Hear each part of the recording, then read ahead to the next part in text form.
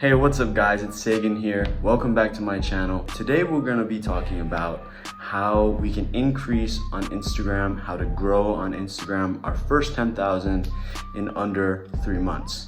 So there's a lot of talk on Instagram and there's a lot of talk online about fake followers, about fake engagements, and I want to stream away from that kind of idea of being able to grow a massive amount of following within a short amount of time.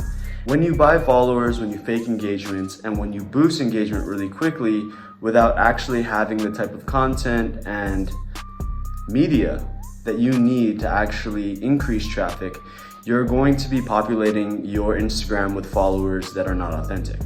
And this is not what we want to do. We want authentic followers that are within our niche, within our target audience, so that we can eventually grow with them and get to know them more. Also, we want to be able to drive traffic and drive sales. Before we can dive into sales, we need to narrow down our niche, and we need to narrow down what our first 10,000 followers look like. I've been working on Instagram for over 7 years now.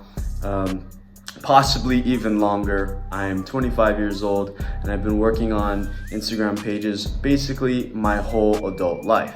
And I've created pages with 300,000 followers. I've created audiences with over 1 million followers collectively. And I've worked with platforms like YouTube, Instagram. What I do is I create communities, and with those communities, create brands so that I can funnel traffic from my communities into brands and create long-lasting customers and people who really enjoy the product. So going back into your first 10,000 followers, and I've talked about this before in a recent video, but I want to give more details into how we can actually do it today. First things first, and I know it can be really simple in some people's minds, but niche. Niche down and get to your target audience. That's what you want to do. If you're talking about a brand that has something to do with clothing, that has something to do with a street style brand, or street culture, or car culture, you're going to want to stick around the same niche. And it doesn't have to be so targeted, and we're going to get into that later, but you want to stick to one target.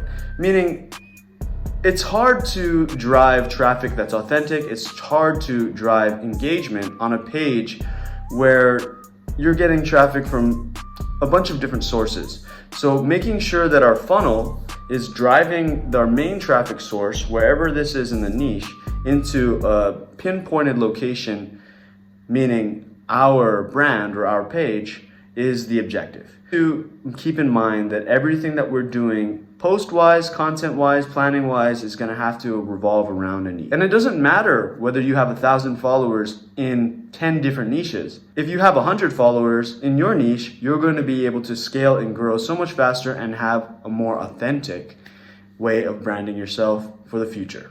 Secondly, you're going to be wanting to work on engagement. And engagement is multiple things. It's likes, it's comments, it's shares, but it's also your engagement with your audience. You're going to want to have a relationship over time with your audience, that they can feel like you're a friend and that they can trust you. Because ultimately, at the end of the day, you're feeding them knowledge, you're feeding them content that they want to know more about. If they can feel more relatable to you or related to you, they're going to benefit so much more and they're going to want to stick around. You're going to want to make call to actions or CTAs about receiving engagement and taking engagement from your followers, but you're going to also want to actively be engaging with them. You're going to be wanting to comment, share, and collaborate with many of the people that you're following with or who are in the same niche. On a side note, and this is a really big golden nugget about how you can scale on Instagram, is allowing yourself to break out of this dominance or singular mindset, this lone wolf mindset. The most important thing is collaboration.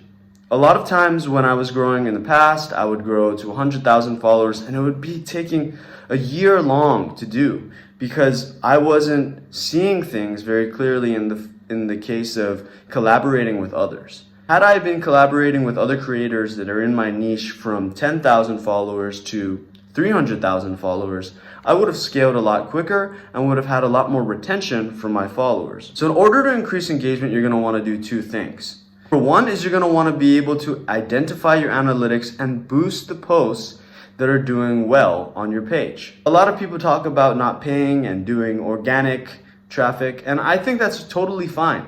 But if you can afford and if you're planning to make money and revenue from your business or from your social media, which we know social media and the market itself globally is actually worth over $200 billion. So it is more than worth it to spend a little money on boosting posts that are already doing great organically on your page.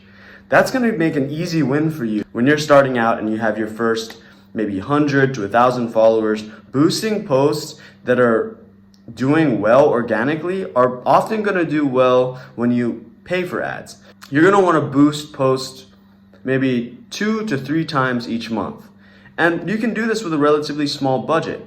What this does is creates a circulation around your page that Instagram algorithm knows this person who's posting is serious and active on their page. And when the algorithm gods decide whose page is going to be popular, it's most likely going to be the influencer or brand that's posting the most and in the same niche, hitting the same target over and over again.